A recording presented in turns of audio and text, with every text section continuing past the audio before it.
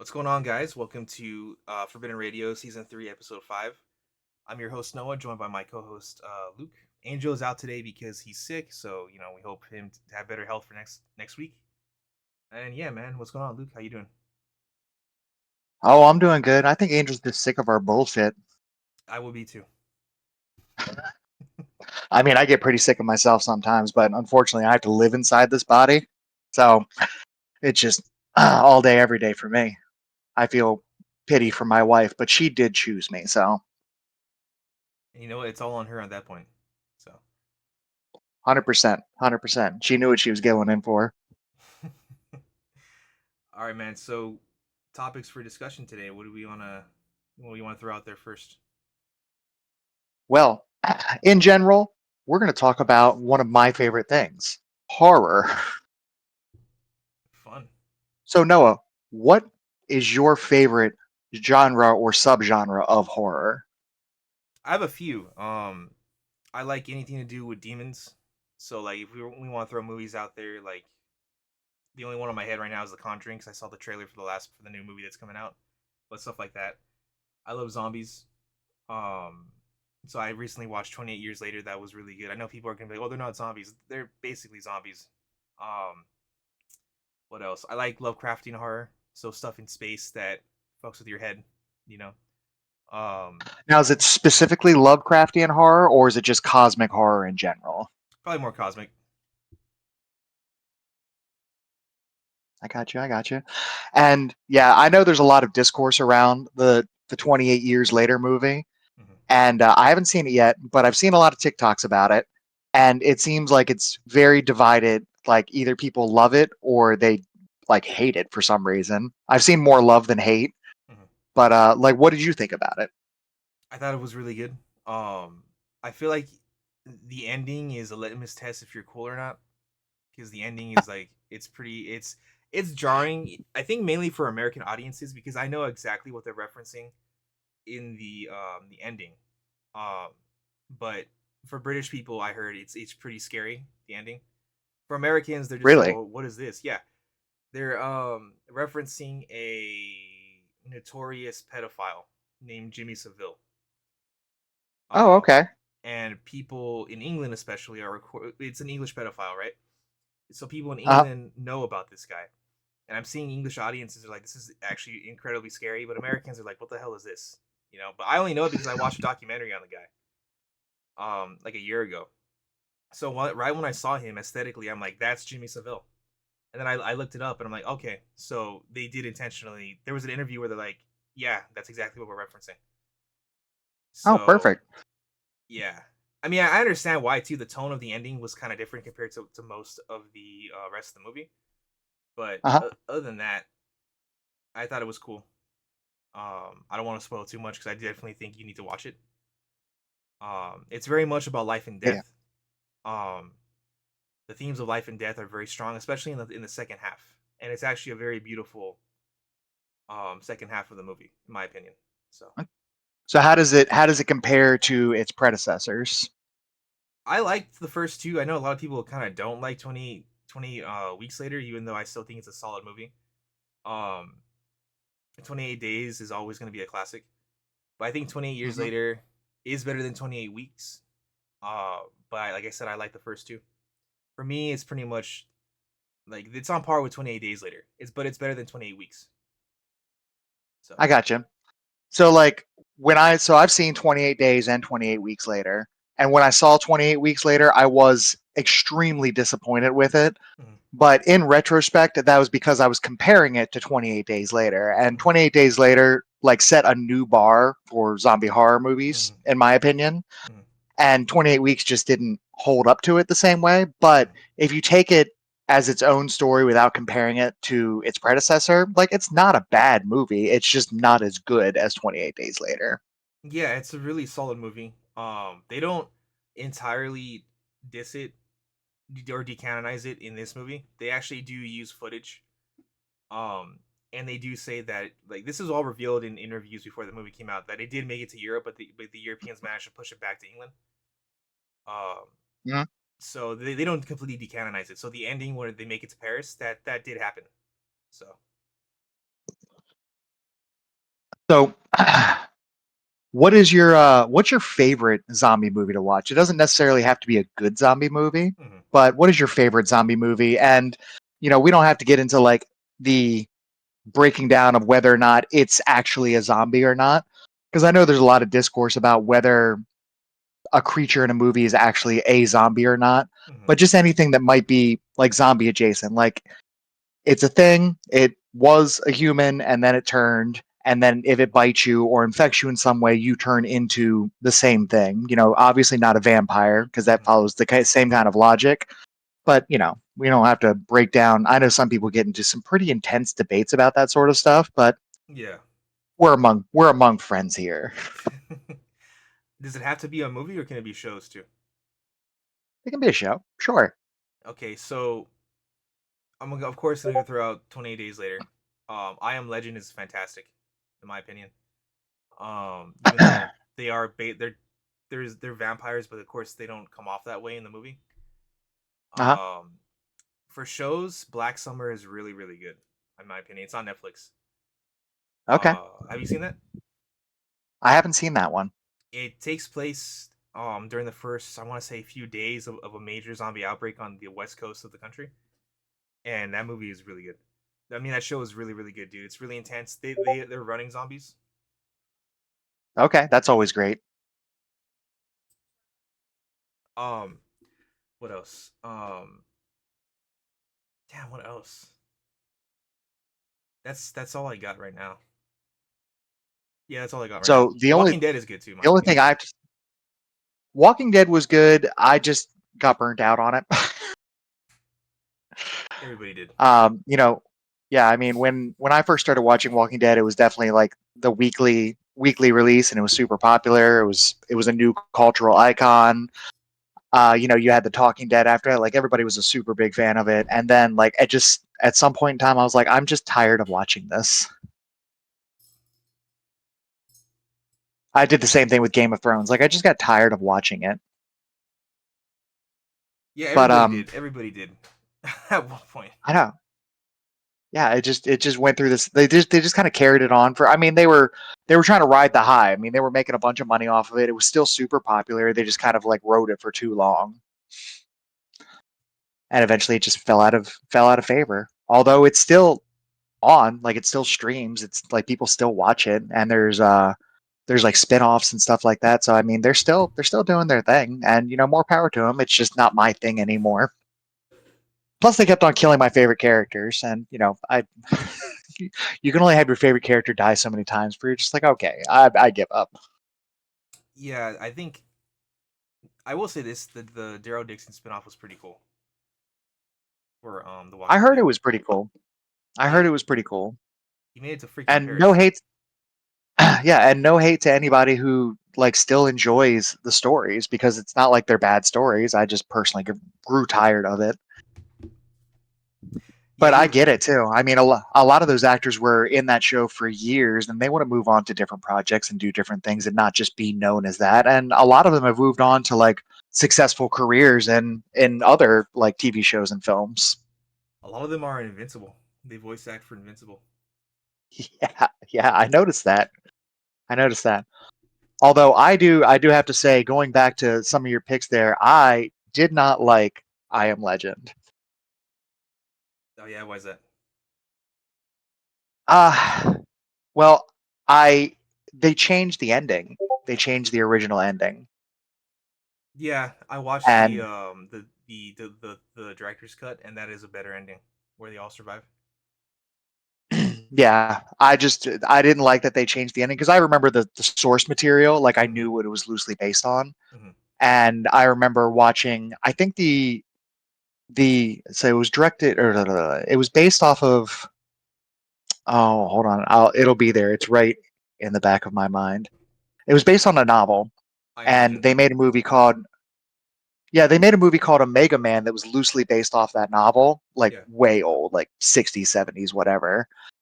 And I remember like reading the book a long time ago, and I was excited for the ending because the ending is kind of like again a little bit more of a like an inversion of what you would expect, and then they did the expected thing, and I was like, not a fan of that. Just it kind of like took a lot of its bite out of it for me. It's not like it's a bad movie; it's still a good movie. It's just I was disappointed with it.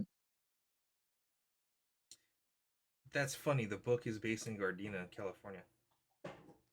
Oh, is it? I did not know that. Yeah, that's like an hour from me. That's Well, funny. there you go. You should go visit. The thing that I like about the book is that it was an inspiration for a lot of zombie media that came out later, like George Romero. But they were vampires; they weren't zombies. Yeah. And they talked. Yep. Um, I think you know it's funny too. The I Am Legend movie, the one with Will Smith. You know how they're all CGI. Yep. They weren't gonna do that. There's actually makeup tests for the vampires, the Dark Seekers, and Okay. Yeah. they look really good. They kind of basically look exactly how they look in the movie, the CGI monsters, but they're way smaller. They're more human sized, and they're way Okay. more thinner. Um, Did they say why they decided to go with CGI instead of practical effects? I think A because it's cheaper, and B they could do a lot more movement with the CGI. They could be a little more. They could be as intense as they were in the movie. I mean, that's fair. I know there's been some people that really don't like that the I don't remember what it's called. It's the new Predator like miniseries where you follow um one of the Yautja as the main character, and there's a lot of people that weren't a fan of the main character being like mostly CGI. But like I understand why they had to do it for that because it's like a long running or at least longer than like a movie where like they're featured prominently for most of the screen time. And from what I've heard, the Predator costumes are like abhorrently hot and heavy. Oh yeah, Like the practical effects are amazing, but they're super heavy. And it's fine when you have a total of like 15, 20 minutes of screen time. But when you're trying to do like hours and hours of episodes, like you gotta look out for your actor's health, you know? no, I feel it. I know that they did for Prey, the most recent Predator movie. They actually did have him in a suit, but I think they kind of replaced most of it with CGI though because of that. Yeah, I know they supplement a lot of it with CGI, but I haven't seen it, but I've seen clips of it. I've seen like how he moves, and you can tell the difference between when they're doing CGI and when they're doing the physical effects. Because when he's in the suit, he moves a lot slower because that shit is heavy. Yeah, Like that is a heavy suit. they especially supplemented with his face. Yeah, and I don't have a problem with that. Like I really don't have a problem with CGI special effects as long as they're done right and for the right reasons. And it just has to be done well. Like when they did the thing that they did a prequel to the thing um several years ago. I can't remember what year exactly. And I was so disappointed that it was all CGI and it wasn't even really high quality CGI. And then I found out that they had practical effects in Hmm. place to do a lot of this and they replaced it with CGI. Hmm. And I was like, man, the thing is like classic like horror practical effects. Like you would have kept so much of the like the original feel if you just like stayed with the practical effects. Yeah, it's funny because I actually think the prequel that they made isn't that bad, but yeah, the CGI definitely not only I feel like it dates it and It it doesn't hit the same. I will say this: if they would have kept a blend, I think it would have worked a lot better. Yeah, I mean a blend. I could have lived with a blend, Hmm. but it to me at the time, granted, I only saw it once because that's all I wanted to subject myself to because I really didn't like it. Um, it reminded me of like PlayStation 3 graphics, Hmm. and I was just like, this just doesn't work for me. Like it just takes me out of that moment. And the moment that something happens in a movie to take me out of the story, then I just nitpick it and I can't enjoy it anymore. And that's more a me problem than anything else. I know my wife hates it. Apparently, I get a look on my face, and she'll like pause the movie and be like, "Okay, what's wrong?" And that's when the floodgates open. You're like, I have a list. like like this doesn't make any sense. Like why is this happening? And like now that I've noticed this, then there's this and da da da da da. Like I'm just don't ask me in the middle of the movie. Wait until afterwards. And I have problems with a lot of movies that some people like really really love. Like I went to the movies. I think what was it called? It wasn't Dunkirk. It was another like World War I movie. I think it was called 1917. Did you Yeah, ever see that? yeah, I watched that. Okay, so like I went there with my friend who was a huge like World War I buff, and he was super excited to see it. And like it was a struggle for me to get through that movie. Why is that? Let's see. I only, like I said, I saw it once in theaters, and there was just a lot of things that happened in the movie that didn't make sense to me. Like as far as like timelines and like decisions the characters made. The one thing that really sticks out to me is that movie came out like several years ago, right? I'm not spoiling Oh anything. yeah, It came out 6 years ago. yeah, it came out a while back. All right, so spoilers if you haven't seen it, but you know it's a 6-year-old movie, so like you'll survive. So near the end of the movie, so his whole point is he's got to get this message to the front lines, and it's super timely. Like they have a limited amount of time before like bad shit happens, and then he has this moment where I think it's somebody is singing in the woods. I can't remember if it's a girl or a guy, and there's all these soldiers around them, like listening to them sing, and he just kind of like sits there for like 5 minutes and listens to them sing, like just a few dozen feet away from his goal. Like, dude, just deliver your message and come back. Like, this is the end game now.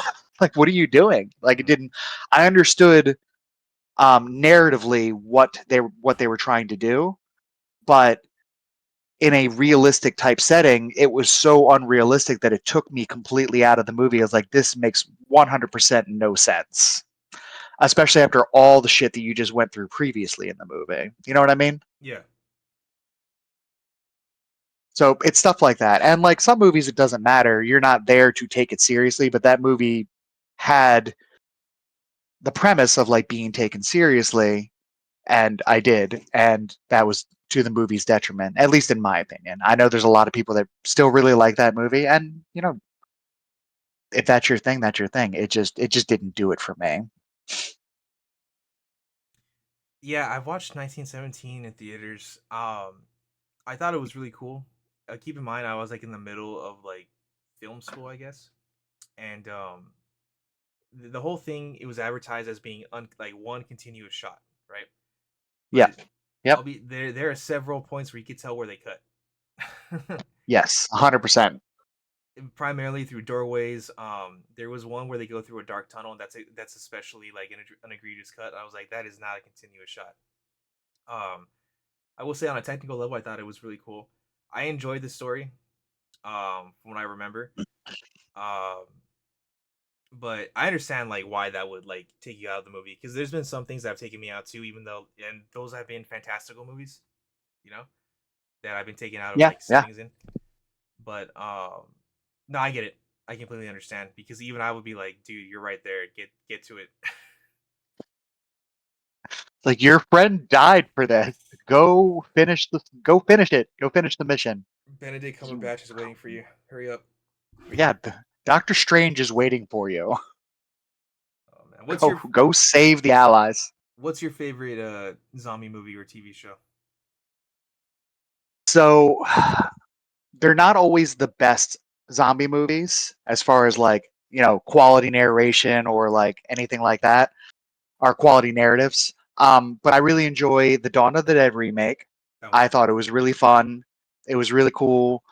Being stuck in the mall, they had its moments of like really, it had its heavy moments and then it had its like really light moments. Like the movie made me laugh like many times, Yeah. and it had that nice balance of like action and drama and like playing playing with the audience's emotions by like laying on the heavy stuff and then making them laugh. And it was like really dark humor too. Hmm. Like the scene where they were sitting on the rooftop and they were like writing celebrities' names to the gun store owner across the street. Like like Rosie O'Donnell, and then they would pick out a zombie in the crowd that looked like that celebrity and then like shoot them. Like super dark, but like funny. And I could definitely see like in that kind of situation, like you're trying to get like comfort and some sort of entertainment in any way you can. And like I can just totally see it was totally realistic to me. Like I can see people actually doing that. My favorite was Jay Leno, and the dude, the gunshot owner shoots him. He's all, damn, he does look Yes, like Jay yes. Leno. Damn. Yeah, that was really cool. Yet again, my favorite character died in that movie. Which one was your favorite character? The gun shop guy? My favorite character was the gun shop owner was my favorite character, even though he had very limited dialogue in the movie. Uh huh. There was something about the way the actor portrayed him when they were, videoing him through the binoculars Yeah. that just told me a lot about his personality and made him like a really cool character for me. I was really sad that he didn't make it. But I mean, most of the characters die in that movie. It's a zombie movie. You can't really expect too many people to live. But Dawn of the Dead and then like Shaun of the Dead, I That's a really good one. love Shaun of the Dead. That is a really good Um, movie.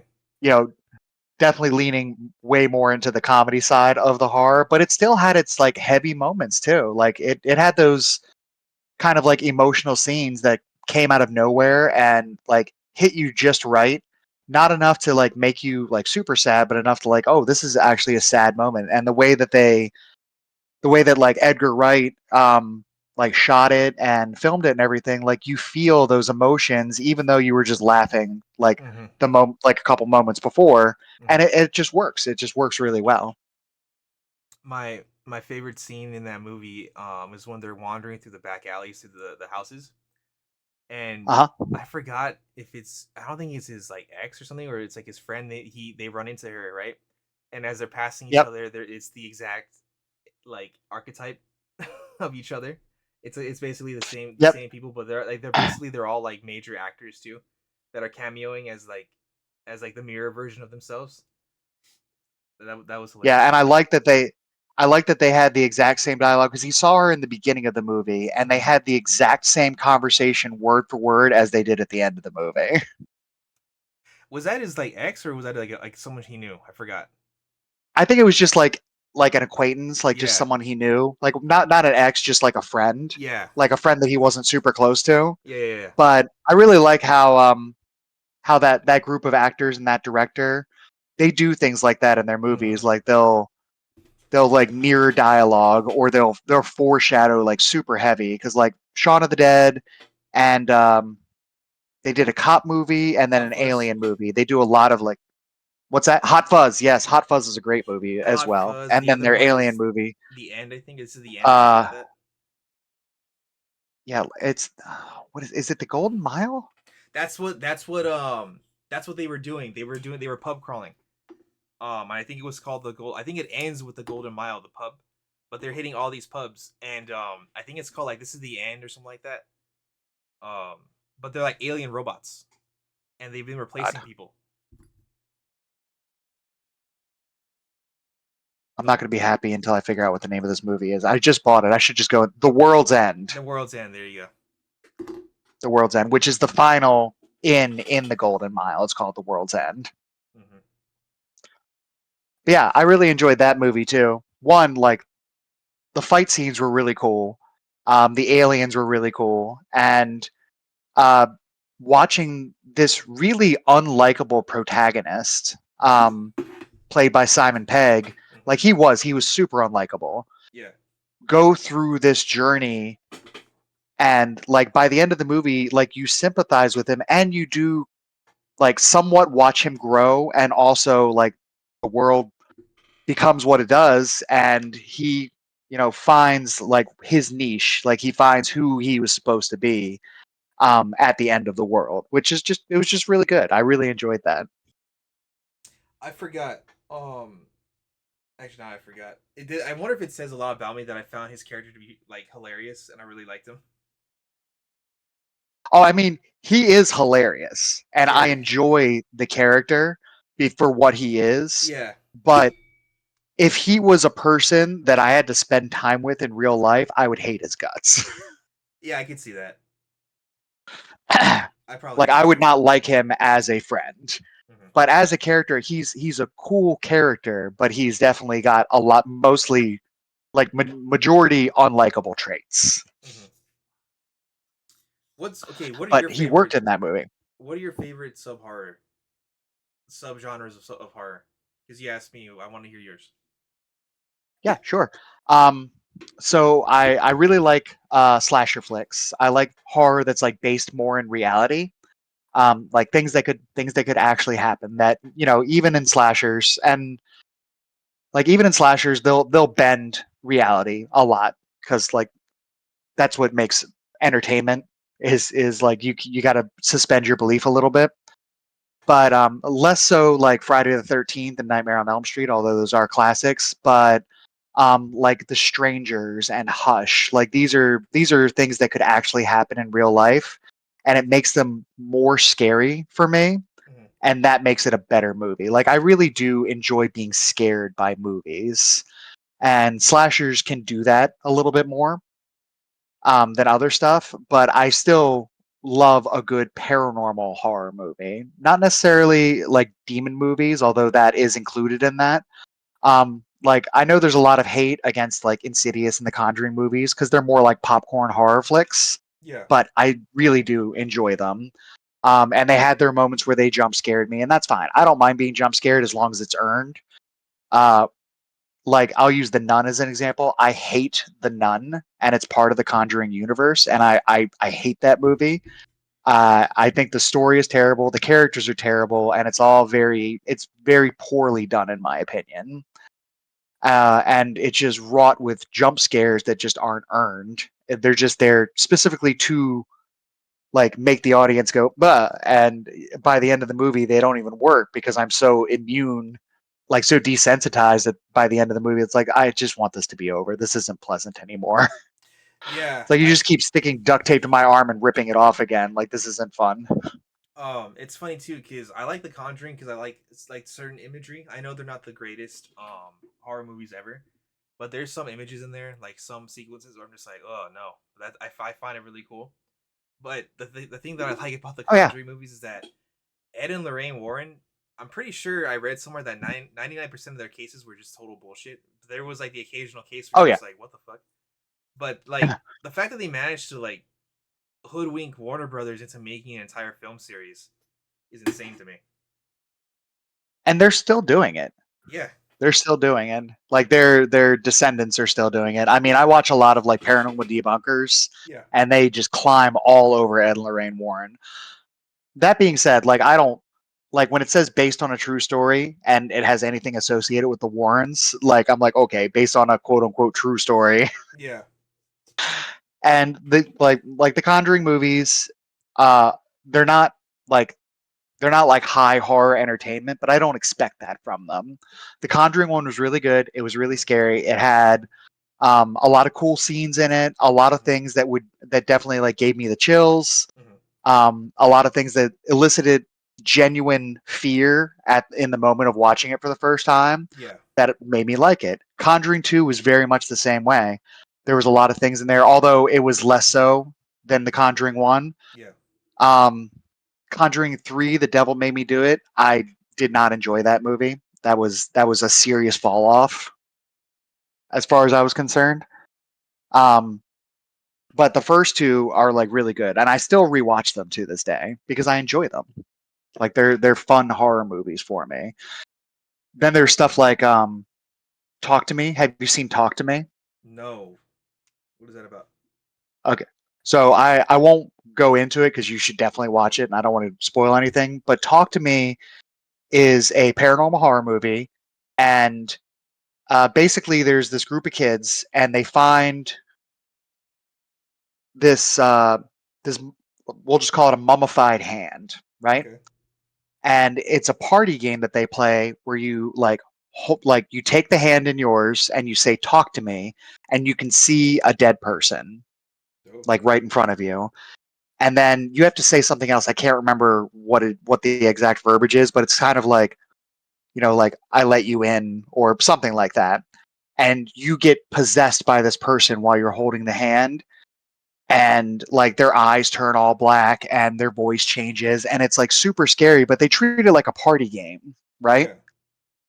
Because they do it in like this big group setting. So there's like this whole different vibe. It's like a combination of like a seance and a party game at the same time. And it's a weird dichotomy in some of the scenes.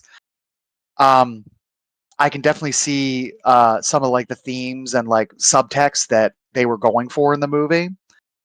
Um, but it is definitely this weird dichotomy to see like this horrible possession happening and people around them like laughing and partying and stuff like that. But the movie is really heavy. There's definitely some tragic things that happen in the movie, and it's genuinely like unnerving and scary at times. And it was just I put it off for a long time just because I don't go to the movie theater very often, so I have to wait for things to come out on streaming. And as soon as I saw it come out on streaming, I was like, I have to watch this, Uh-huh. and it was totally worth it. On the flip side of that, and you know, anybody who's a fan of this movie is probably going to give me some hate for this. Like Hereditary is also one of those like upper tier like high concept horror films, and I couldn't I really did not like Hereditary. It was very boring for me. It doesn't mean it wasn't scary at times, but it just didn't do it for me. It didn't scratch that itch that I like to get from my movies. And yeah, it was just very meh for me. It's not like it was a bad movie. It just didn't do it for me. I know a lot of people really enjoy that movie. Have you seen Hereditary? Yeah. See that was what did you think of Hereditary? I thought it was cool.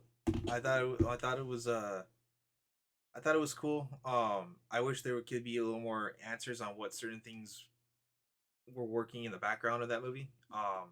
It did Yeah. get me into looking into more into demonology. Um, Oh yeah. They definitely I will give them that.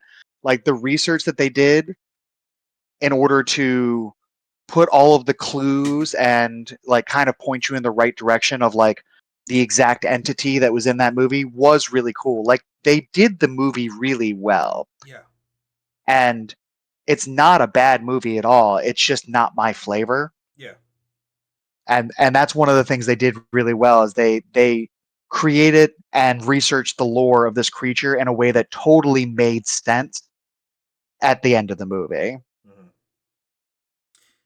yeah. It's funny because it- my whole thing with these kinds of movies is that like I half believe, I half don't believe in this stuff. You know, um, Yeah. and I feel like if somehow knowing my luck, I'll be looking into like hardcore into demonology to like get ideas for something like maybe manifest, and I'll unintentionally bring something to my house. And I'm just like, Yeah. all right, well, of course, my luck. This kind of shit's happening to me. You know. Yeah, I've heard that my entire life. Like horror opens a doorway into your home and into your soul. Well, I don't know. It like I said, knowing my luck, because like I said, I half believe, I half don't. You know, but knowing my luck, Mhm. someone beyond the veil is hears me or like hears that I'm like researching on them, and they're like, let's go mess with this guy. Um, All right, bet. basically. Oh, you half believe, huh? You're gonna fully believe. We're about to change that. Uh, Yeah, like my wife is utterly convinced that if we ever got into a horror movie, I'm going to be one of the first people to die because I am the one that hears a noise outside. I'm like, I'm gonna go check that out. yeah, Like my dad when would we do that first too. started dating, I lived in a converted tornado shelter in Texas, Uh huh. and like I'd be on the phone with her, and this is like we started dating right before COVID hit, Uh-huh. and so we would just talk on the phone all the time because we were isolated, you know, we were quarantined, and we would talk in like late into the night, and I lived in the middle of like 100-acre farm, Uh-huh. and you know my family was there, but they lived in separate houses on the property, Yeah. so they were like at least 100 yards away from me. And I would like hear these noises outside, and I'd be like, I heard something outside. What was it? I don't know. It kind of sounded like a scream. I'm gonna go check it out. Why? Well, because I want to know what it is. Well, what if it's like a coyote or a bear or a wolf? It's like, well, I mean, there's no bears in Northeast Texas, so I think I'll probably be fine. It could be a cougar. I mean, that's a possibility. But I'm going outside. I'll call you back in a minute. So no, you got to take me outside with you. Okay, but just be really quiet. I'm not going to talk because I don't want them to see me or hear me. Yeah. What do you mean see you? Aren't you going to take a flashlight? No, I'm not going to take a flashlight because then they'll know exactly where I am. I give away my position. And we would just have these like, so I'm not going to give away my position with a flashlight. I hate that. I hate that in horror movies or like in like paranormal videos online where they're trying to like hide in the woods from the things and they've got all these blazing lights going and they're like talking to the camera. I'm like, bitch, shut up. You're giving away your position. Just hide. Just be quiet. Oh my god. Let the camera tell the story. I have a question for you, Luke. Yeah, what's up? So I've been doing research on different cryptids to use and things that I write, and I know I have a slight fascination with dogmen, and Oh yeah. I was reading that they were in like there's been an insane amount of sightings in Texas, like going back to like the '60s up until now, even before that. And I was wondering if you happen to have heard anything about that when you were living there. So I mean, I was not a very sociable person when I was in Texas, but I did hear some things about like the Texas Dogmen Uh huh. and like there's supposed to be something called like the I think it's the Texas Dogman Triangle. It's like a Yes. geographical area where they're supposed to be much more prevalent. Hmm. And like the cool thing about dogmen is um like they are kind of like nationwide. Yeah. Like there's a lot of cryptids that have their specific areas, but Hmm. dogmen are definitely have stories like all over the entire country. Yeah. And the description of like their physical appearance and like their behavior is relatively consistent Hmm. between all of the different stories. Like there's not something wildly different like you see with like skinwalkers or Wendigo, like classic skinwalker and Wendigo stories like from like indigenous people folklore is wildly different than popular culture. Yeah. Um, but with the dogmen, it's pretty consistent, and I find that to be like really fascinating. I don't think that they actually exist, Hmm. um, especially with the amount of stories that I've heard. I think that people are either like misinterpreting something Yeah. or they're just lying to you. Hmm. But the consistency with everything is like really fascinating, and I think they're a cool cryptid that's really not explored enough in fiction. You know what I mean? Yeah. Yeah. It's funny because there's this podcast that like I used to listen to a lot just for like story ideas. But like they kind of Yeah. like annoyed me. I think they were called like Supernatural Roundtable or something like that. And the the reason why I stopped listening to them is that they're very arrogant. Basically, if you don't believe us, then like you ain't shit. You know what I'm saying? Yeah. And people have consistently asked them because they keep saying they have photos that they got from this old lady a few years ago of a clear cut dogman, right? Like it is Uh huh. clearly like a dogman that was taken from these cameras, these security cameras that she had. And people keep telling them, you guys should publish it if you want, if you say you have proof. And they're like, oh, like it's not our right to publish it, blah blah blah. And I'm just like, what do you mean? Isn't your whole podcast about like kind of proving that not just dogmen but other cryptids and other legends are real? They don't just talk about dogmen; they talk about Yeah. like witches, like Mexican witches and all this other stuff, right? And it's like, why Uh aren't huh. you publishing this? And they keep saying, well, what, it's not all right. And two, if you saw it, you would kind of like lose your mind or something like that, or like it would completely change your perspective on things. And Okay. Change it then. exactly. And I will say this though, I do fully believe that, and I think I've mentioned this before. If we got a clear cut picture of any kind of cryptid, right, like an actual picture, someone would lose their mind. Like literally, like how like in Lovecraft, you look at if you look at Cthulhu, you're supposed to lose your mind. Yeah. I think someone would lose their mind, or a good grip of people would be like, they would get basically PTSD from seeing like an actual Sasquatch picture or video, you know. But yeah, Yeah. I no, mean, there's so much stuff out there. It's especially these days with like video editing and like practical effects makeup and CGI. Like yeah, it's hard to tell if something is real or not from a picture. If you think that you have 100% definitive proof of something, then show it. Yeah. Oh, it's not our right to show it. Do it anyway. You Hmm. would be making scientific history, like you would be changing things. Oh, well, we don't want to blow people's minds. Blow their minds. Like Yeah. change their perspective on things.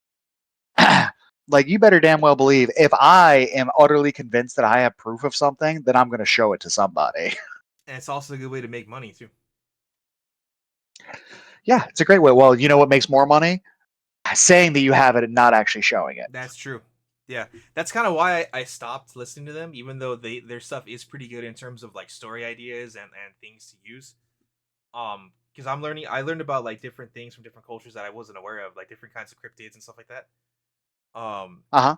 but it's just I don't know the arrogance of these guys. It just really like annoyed me. You know, that's Yeah. why I fell off with them.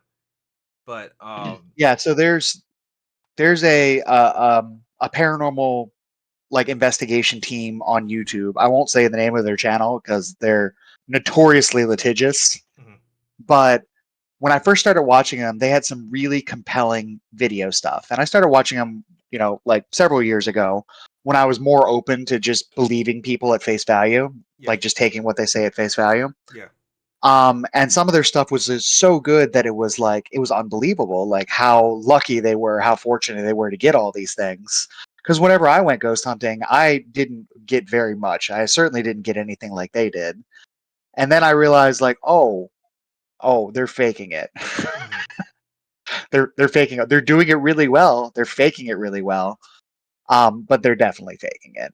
I don't know exactly how they're doing it. And then I started watching some paranormal debunkers who were specifically debunking this channel. uh huh, And I was like, oh, okay, that makes more sense. And now that I have that information, I watch all these other paranormal YouTubers. It like I can start picking it out for myself now. Um, it got to the point where like my wife and I were watching something, and she was like, "Well, what do you think about that?" And I'm like, "I could fake that. I could fake that. I could fake that right now with the stuff that we have in this apartment." And I think I've told you and Angel before, like we made our own little fake haunted apartment video, yeah, using no video effects or anything like that because I don't know how to do that. But it wasn't hard to do, and it was just as good as some of the stuff that you see on YouTube or TikTok these days. mhm, But yeah, like I totally get what you're saying. Like some of these like podcasters out there or YouTubers or anything else that they say that we're dedicated to like exploring and unveiling the paranormal, but really all they're doing is like muddying the waters. uh huh, And like if they were honest about what they were doing, like this is an entertainment channel. Like we're doing this to tell a certain narrative and to entertain you. Like this is a found footage horror entertainment podcast or horror entertainment YouTube channel. Like I'd be 100% down for that. And I would watch it all the time because they would be telling a cool story. It's like a long form like a ARG or a long yeah, form like video novella. mhm, Like I'd be 100% down for that. But when you're misrepresenting what you're doing as like this is real and we're really doing this, I take issue with that because even though I don't really believe in those things, there's a lot of people that do, yeah, and you could be skewing like their emotional and psychological health based yeah, on like your bullshit. exactly. And And some like of these some of the things people, they actually go to like there was one that I saw. They went to a woman's house whose son had recently like offed himself. oh god, Like the bullet that he used was still lodged in the wall, jeez, and they pulled it out during their investigation. And like that is just the lowest of the low for me. You know what I mean? yeah, yeah. What the fuck? That's a violation right there of that house of That is, that lady. yeah, that it was just awful. Yeah, that's some fucking bullshit, dude. And it's funny too, cause Anyway, what were you gonna say? oh no, you're good, bro. You're good. It's funny. Speaking of ARGs, that is one of my favorite forms of like promotion or just entertainment in general. I love when people Yeah, mix which are reality with fiction. oh yeah, it's so cool when like like when they do those things where it's like, oh, like you read this in the book and then it leads you to this website and Mm-hmm. then it gives you some sort of like cipher on the website and you do this thing. I won't do it because I'm lazy. Uh huh. 100%. I will not do it. I'm lazy. But I will watch YouTubers decode it for me Yeah. and tell me what the answers are. Exactly. Yeah. Um. Like there's the game theory and film theory channels on YouTube. I will name drop them all day long because I don't have anything bad to say about them. Yeah. Like they do that kind of stuff all the time. And I was so sad when the creator Matt Pat left as host to go pursue other projects, Uh huh. but they've still been carrying the torch really well since his departure.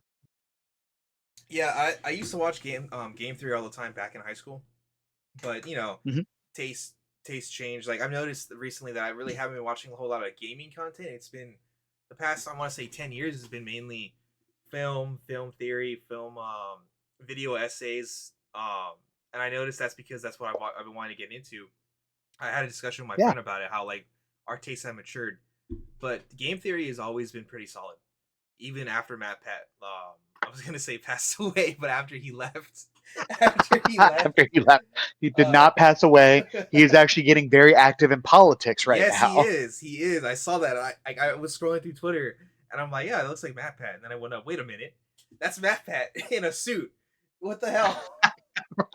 Speaking in like DC. Yeah, I was like, what is this?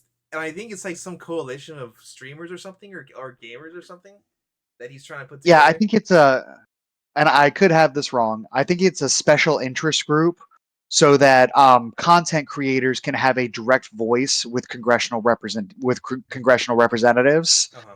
to like foment change in that area of like our economy because it's a growing part of like the population of the United States. Like there's lots of content creators ranging from very small to very large. I Yeah. mean, you and I are content creators, right? So Yeah. he's there representing those interests, you know? Yeah. That was fucking wild. That was a day on Twitter. Let me tell you when I saw that. I know, right? Matt Pat for um. president. Shit. It'd probably be better than anybody else right now. But anyways, I yeah, 100. my favorite ARGs, I have a few. One of my favorite ones is Halo 2 had an ARG.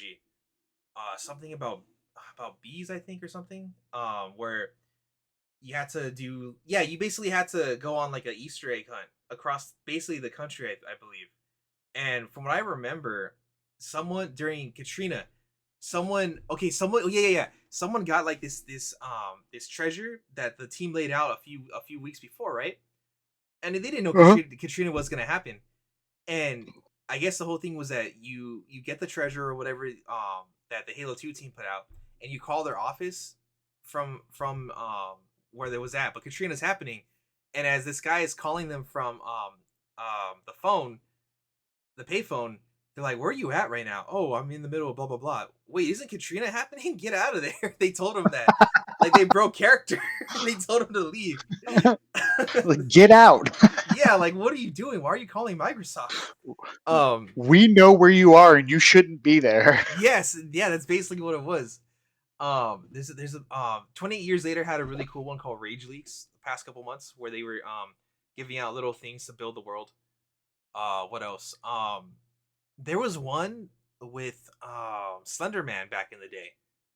It was Oh actually yeah. the series that got Slender Man on the map. Um, I forgot what the name of it, but it was like this really cool found footage like online series that these people made, and it was really good. I forgot that also I think had something to do with bees in the title. But yeah, dude, like stuff like that is really cool to me.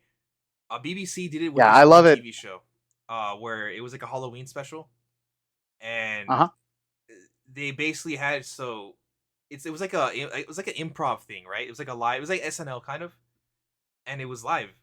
And then they had everyone's TV screens go to black, or it had like broadcast disrupted, and then everyone on stage stopped doing what they were doing, and turned into like a behind the scenes type beat, and people were getting like killed or haunted by this demon, and they were playing it off like it was real. It was pretty cool. I like stuff like that, you know.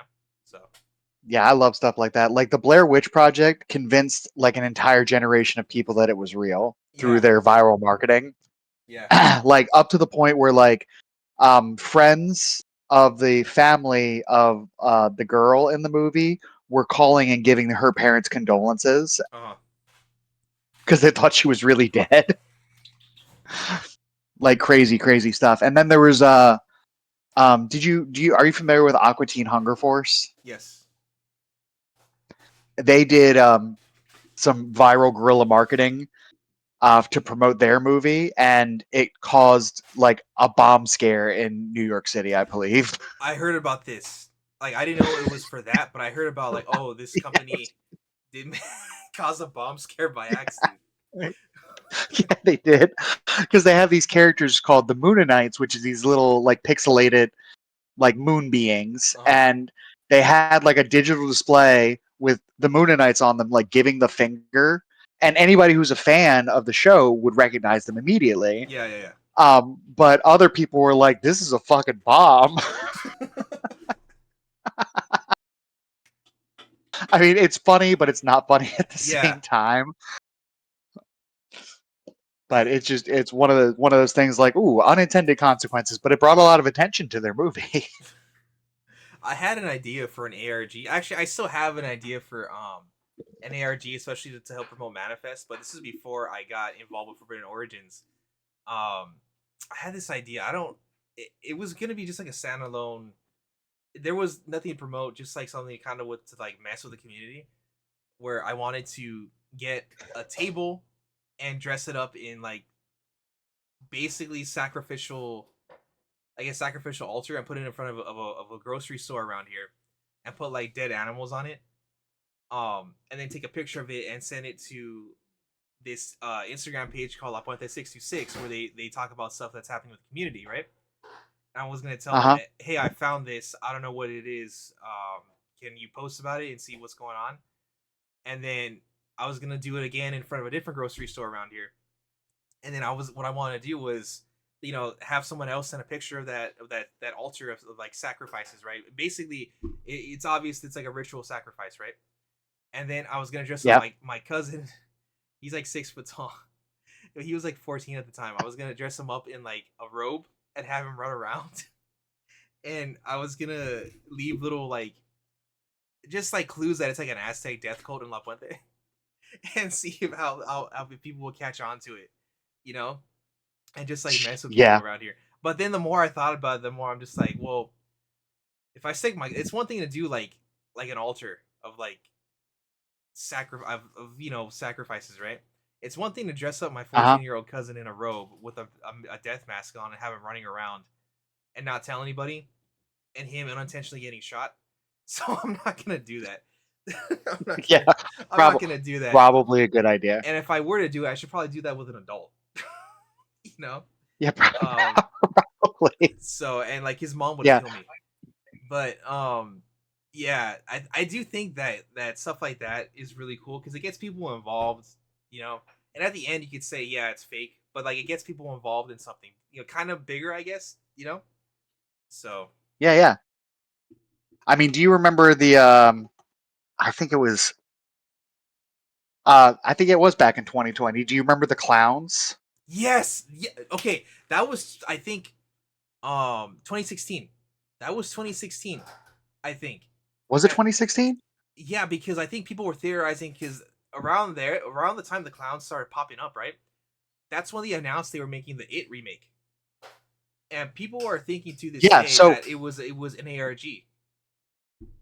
yeah, it was like it was a viral marketing thing. Yeah, That's what a lot of the theories were. Because I remember it. Yeah, you're right. I just looked it up. It was 2016, but there was also a resurgence in 2020. there was. I didn't hear about that. Yeah, I just looked it up. I looked up 2020 clowns Okay. and Killer Clowns back in 2020. Leave it to TikTok to revive this. Did we ever get an answer on that, or Uh, was it just a fad? I think it was so. there was no definitive answer. Yeah. So like no one has ever admitted that it was like a marketing scheme or anything like that. Yeah. But I think it was probably like one person did it because they were bored. Uh huh. And in the age of social media, other people got the idea and it just started doing it because they're like, oh, this would be fun. Yeah. This is totally like it's totally something that had social media existed the way that it does right now when I was a teenager, that me and my friends would have done. We Okay. totally would have done it. 100%. 100% would have dressed up as a clown to go scare people. Because we did stuff like that when there was no social media just for fun, Yeah. just because we were bored hooligans. Because you guys are dicks. So, yeah, we were dicks. We were dicks. 100%. Oh my god. Yeah, it's funny. And yeah, so like, yeah. Oh, real quick. Sorry to cut you off. Speaking about the clown thing, No, you're fine. a lot of it wasn't scary, but there was some video and shots and like screenshots I've seen where it was kind of creepy, like them standing off in the distance. And I think there was one video I Oh, yeah. saw where there was a clown looking into into a window and like waving. I'm like that Uh-huh. would freak me out. But most of these videos were kind of dumb, you know. But Yeah. yeah, Most of them were kind of dumb. And, there were some other people that kind of played on the trend. I don't know if they really did it as marketing or if they did it as part of like a prank show because they did it with the nun costume from The Conjuring 2, okay, Valak. yeah, yeah, I've yeah, yeah. definitely seen lots of like prank videos where like they scare the crap out of people with Valak, um, and stuff like that. So I don't know. I don't know. And the bad thing about it is, um, even if you are aware that it's a trend that's going around right now, like you never know what kind of psychos there are out there, so you have to take it seriously. Like if it Exactly. happens to you, like I'm not. If I see some dude dressed up like some massive dude dressed up in a clown suit holding a machete, yeah, I'm gonna treat that as a real threat. Yeah, I'm not gonna be like, oh, you got me. your I've fight or seen too many flight, horror movies. fight or flight activated. You have triggered my fight or flight response, and I am a flightless bird. Oh my god. But yeah, that's No, I would also totally run away. I'm not fighting a giant clown with a machete. No, thank you. there I'm was too old one for that. video there was one video that I saw that absolutely killed me where these dudes were standing outside of their car and it's at night, the headlights are on and there's a clown standing off maybe like 50 feet in front of them and they're like, hey buddy, you okay? And as it starts running, the guy holding the camera turns his to the left to the driver that's standing outside the car and he just takes out his gun and he points at him and the video cuts off. I was like, yeah, yeah, yeah, that'll work. Yeah, yeah, yeah. This is definitely the wrong country to be that kind of prankster. Yeah, it's funny too Yeah, because I there was like actually. No, sorry. What?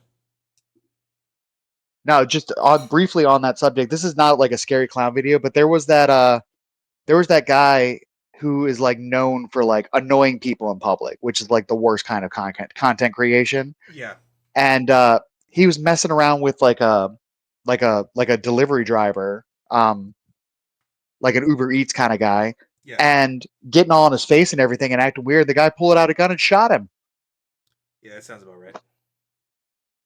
and the guy got acquitted. Like they did not find him guilty of Hmm. attempted murder. Yeah, that's good. Anyway, yeah, same. I talked to the cops about the area. I talked to the police department around here, and Uh huh. I told them what I wanted to do, like hypothetically, and they looked at me and they're like, "Yeah, you can do it. That's fine." I'm like, all right. You're fine. Yeah, I think it's funny because they're like, "Yeah, you're the third guy that came in here asking about filming around here." I'm like, "Am I really?" And they're like, "Yeah." I'm like, "Okay." Um, I mean, it is California, you know. yeah, it's funny because my my cousin he's in the police department, not around here, but over in a couple cities over, and he's like, "Yeah, dude, like just go film like whatever you want to do. Like if we get a phone call, we're gonna come out to see it. Um, but as long as you're not doing anything stupid, you'll be fine." Yeah, as long as you're not like being a menace to the public or like destroying property, like the cops will probably investigate. Once they realize what you're doing, they'll probably leave you alone. Hmm. But I mean, that is very contingent upon the area that you're in, because there's no way that I'm going to try to pull something like that in Texas. Oh yeah, Hell no, they're shoot first, ask questions later. yeah. That's why I tend to stay out of Texas. Yeah, good call, good call. But Fucking yeah, Texans. winding back to the original thing about like favorite subgenres of horror. My favorite subgenre of horror is found footage horror movies. I love found footage, the good, the bad, whatever. I just eat found footage horror movies. I will literally sit on my computer and be writing and just have found footage horror movies playing on my tablet just as like background noise. And if it pulls me away from what I'm doing, it's either an exceptionally good like found footage horror movie or an exceptionally bad one. What's your favorite one of all time? Of all time, that's a deep cut. That's a hard one. I mean, shit, The Blair Witch is a classic. Paranormal Activity, the first one, was like really good. Uh I can't really say that I have like, oh, you know what? I can't really say that I have like a favorite of all time. There's just so many like really really good ones. But like I would recommend like Hell House LLC or The House is October Built. That was a really good one.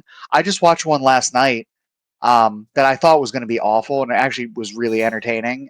Called Dead Scream, Okay. about an influencer who got canceled, and he got canceled for doing dumb shit.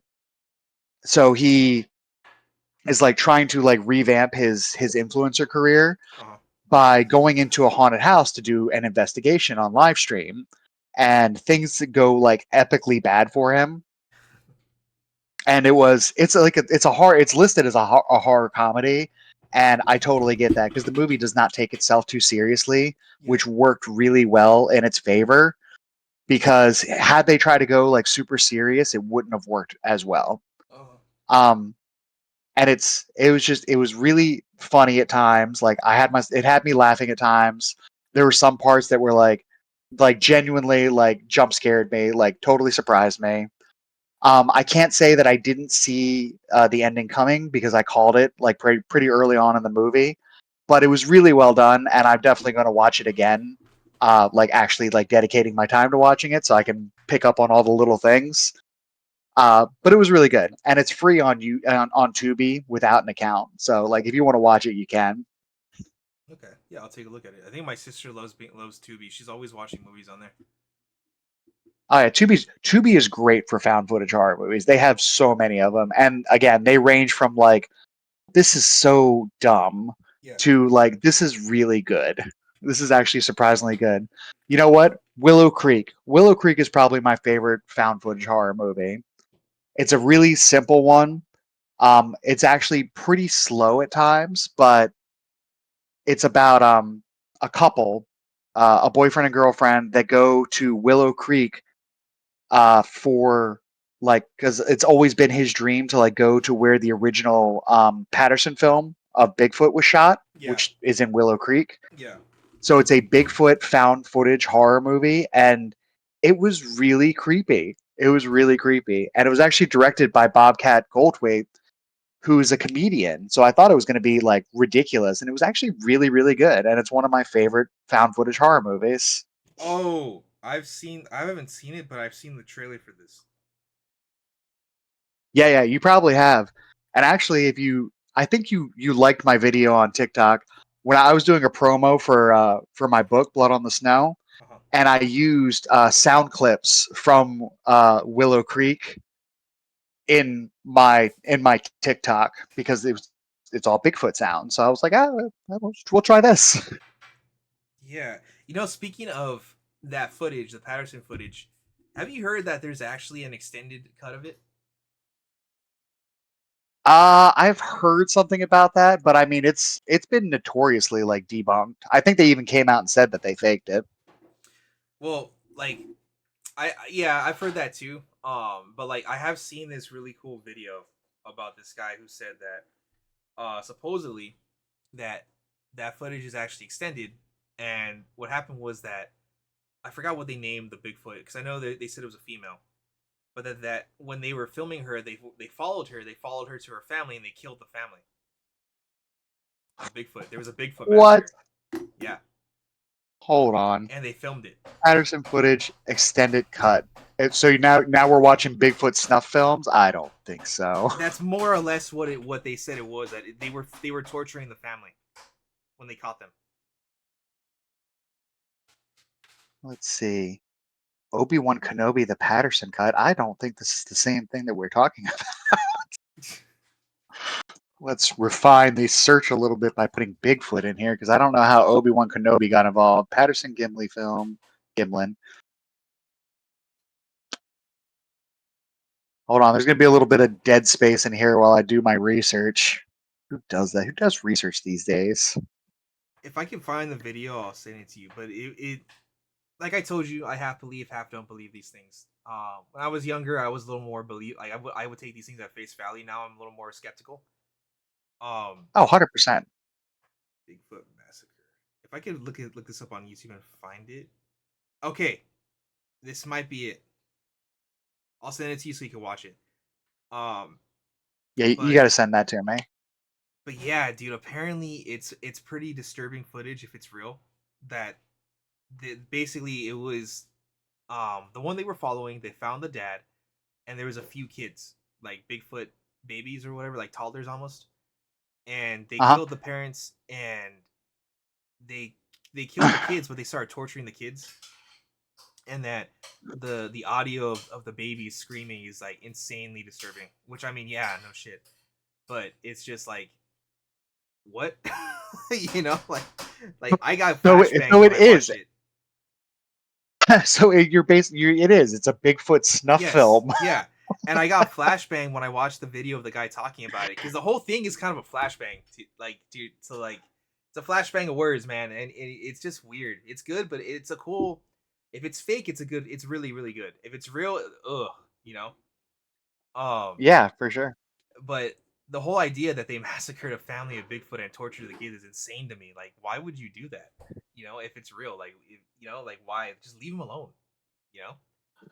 I mean, I would say that is a really good basis for a horror story Yeah. where you turn the trope on its head where the monster is actually like this psychopathic serial killer that happens upon a peaceful Bigfoot family. I could Yeah. totally write that.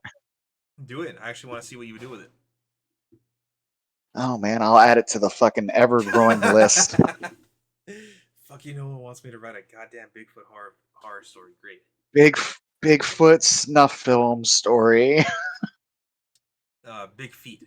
Dude, big feet. Sorry. Is that the proper plural for Bigfoot, big feet? Or is it like moose where it's singular moose and a group of moose? Have you heard of what a group of dragons is called? Oh god, no, what is it? A thunder, because when they're all flapping their wings, it sounds like thunder. I don't know how I feel about that one. I go A back and forth thunder of if dragons. it's cool or cringe. You know? Hold on, let's like groups group names for like we'll just put cryptids. I did this one day, like I was doing it for like a story and then I fucking got lost down the rabbit hole. Yeah, that happens to me too. No, that is not what I want at all. There That was was there was a bunch of stuff like there's like the murder of crows. Like that's cool. It yeah, doesn't make any sense to me, but yeah. a murder of crows sounds really cool. Or like a group of cats is called a clouder, which doesn't even make any sense to me. Oh my god. So I looked up a group of Bigfoot, right? And there isn't an officially recognized collective noun for a group of Bigfoot. However, some informal terms have been suggested, including a tango of Sasqui, a truckload of Sasquatches, or a parliament of Sasquatch. A tangle, Yeah. a tangle. I mean, I just So say like tango. I in like a in like urban fantasy, like I've heard like they like various different verb or like when they talk about groups of like these monsters that they're dealing with. Yeah. There was one that referred to a group of vampires as like a scourge of vampires, which I thought was really good. I thought that was good. Yeah, that is good. What do you call a group of humans? Oh God, I don't know, a gaggle. An infestation. Fair, fair. Dragon Ball Z abridged, baby. That's where I got that from. Um, but yeah, dude, watch that video that I sent you because it's you're just like what the entire time. This guy describing it, you're just like, what the hell? Where did this come from? You know, A stumble of zombies. The hell? if they're walkers, that kind of makes sense. Yep. Yeah, yeah. Yeah, yeah, I would definitely rather encounter walking zombies than the sprinters. That scared me about the Dawn of the Dead remake. Seeing the sprinting zombies, like that was no joke. I was like, oh please no, I'll What's just die. what's Walk. worse is when the zombies like they're sprinting, but then they like tackle you, or like if they miss you, they like jump. Oh yeah. That's even worse because oh, these guys have coordination. I mean the so like World War Z. Did you see World War Z? Yeah, So like I really liked World War Z. I didn't like how different it was from the source material, yeah, but the book World War Z, that's a really hard to turn into a movie because it's basically like a documentary, which I thought would have been really cool. But I really do like what they did with the World War Z movie. yeah, But those zombies in that movie were terrifying because yeah. they were less like individual zombies and more like a force of nature. They were literally like a tidal wave when they were climbing Hmm. the I think it was the walls around Jerusalem. Yeah, and they would ramp up. Oh man, that was like at that point in time, like if I see a group of those zombies coming at me, like in that amount of numbers, like it's going to be an of mice of men situation. Like I'm not doing this. You know, it's funny. World War Z, the book, in my opinion, I think it would do really well as a TV show where each episode is a chapter, maybe like an hour and a half long episode. But it's got to go to a streamer. It can't be like it has to be like HBO Max. I feel like would be a really good fit for World War Z, a faithful adaptation of that book. You know? Yeah, I think doing like a faux documentary of World War Z, the book, would be really cool. Because I mean, like, what was it? The Travel Channel or like Discovery or something. They did a bunch of faux documentaries like Finding Mermaids and stuff like that, where they tried to do like how they do real life animals, but with like cryptids. And I thought it Yeah, was really cool. A lot of people believed it yeah, was real, yeah. which is sad. Hmm. But I think doing it like that, I think that would be really cool. It'd be really entertaining. I don't know if it would make very much money, but I think it would be really cool. Well, the way I would do it would be. Did you ever watch Band of Brothers? Yeah, You know how they have an interview with one of the soldiers before the actual TV show starts playing. yeah, Well, I mean, I'm sure you read the book, right? How it's like it's just a series of interviews. yes, Well, I would yeah. have the like maybe like 2 minutes of an interview, and then it would cut into like a regular shot TV show, not like documentary stuff, but just like a regular show. But it's taking place during that person's experience, like the younger version of themselves, and it's like what's happening. Especially like I think the Great Panic, an adaptation of the Great Panic from World War Z would be insane. I think just to see how different countries and different states and different cities handle it, and how more people died from regular people than from zombies at first because people were just going Rambo. You know, Oh yeah, for sure. so that's how I would do it. And it was 100% believable to me too. Oh yeah, the entire thing was, and especially like where the virus comes from, and given what happened in 2020, and you're just like, oh, all right, well, no wonder this book is used And in a lot of like viral, like a lot of people, apparently a lot of places, not just in the United States but across the planet that deal with like doctors and stuff like that who like learn about viral viruses and bacteria and stuff. They use World War Z as like a template for yeah, I how mean, to deal with it.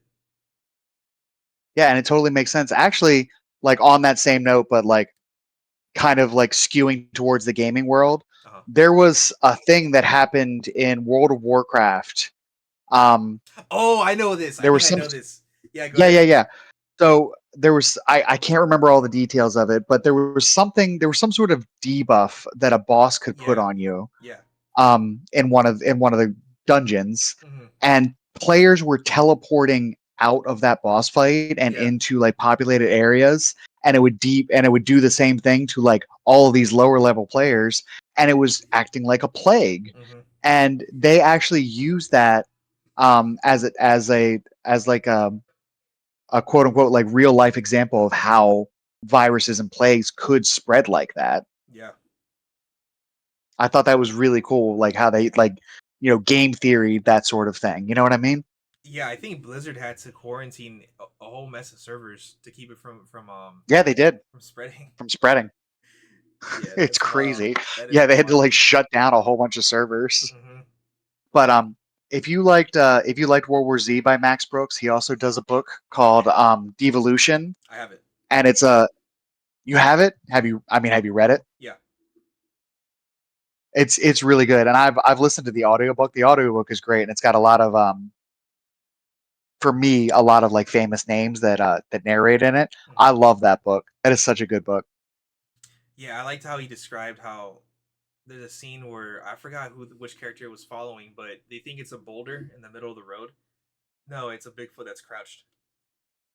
Oh yeah, yeah, yeah. For And being like kind of like a journal of the events, there were some parts in there that were like they were really scary. I thought it yeah, was really good. yeah, that book kind of convinced me that I could do with Manifest what I want to do with Bigfoot, which is basically making them as sentient Wookiees, but they're like Oh real yeah, kind to humans, you know. Um, as opposed to my big feet that are just murderous. yeah, yeah, because I always wanted to see Bigfoot fight like a werewolf, you know. So Um, all right, I've talked to you about the Dresden Files before, right? yes, So he's got a series of short stories where his main character, Harry Dresden, does jobs for a Bigfoot, whose name is Strength of a River on his shoulders.